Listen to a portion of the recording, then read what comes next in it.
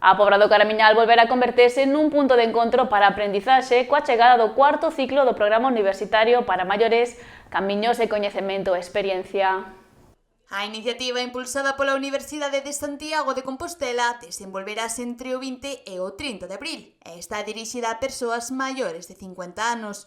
Unha proposta que permite achegar a formación universitaria á veciñanza e fomentar a participación social das persoas maiores. Que nos parece, pois, moi importante achegar a formación universitaria a persoas a veciñas e veciños, non? E promover un pouco o acceso ao coñecemento, a parte de todo, que tamén fai como unha actividade para facer máis relacións sociais.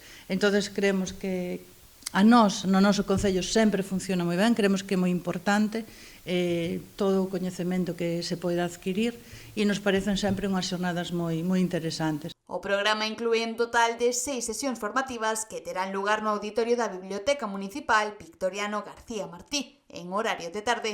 As clases estarán impartidas por profesorado especializado vinculado á Universidade de Compostela.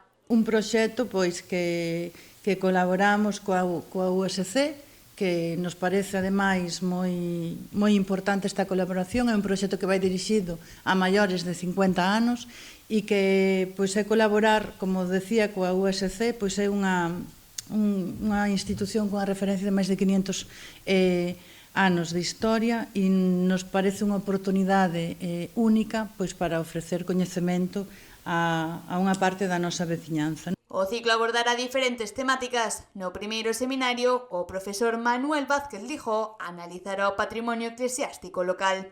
O primeiro seminario é referido á achega ao patrimonio eclesiástico e ás ermidas na Pobra do Caramiñal e vai a ser o día 20 e o 27 de abril.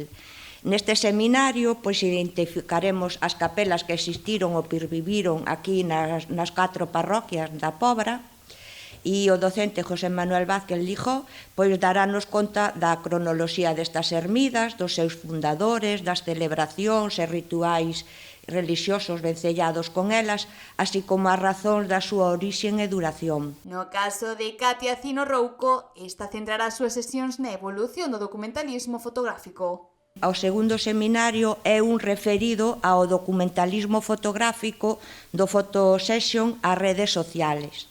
Está impartido pola docente Katia Cino, investigadora do Departamento de Pedagogía Didáctica, e falarános do documentalismo fotográfico, da era de ouro das revistas fotográficas, do auxe do fotoperiodismo urbano e das redes sociais e a fotografía cidadá. Pola súa banda, Estefanía Sanabria Fernández ofrecerá formación sobre a creación e participación en espazos digitais.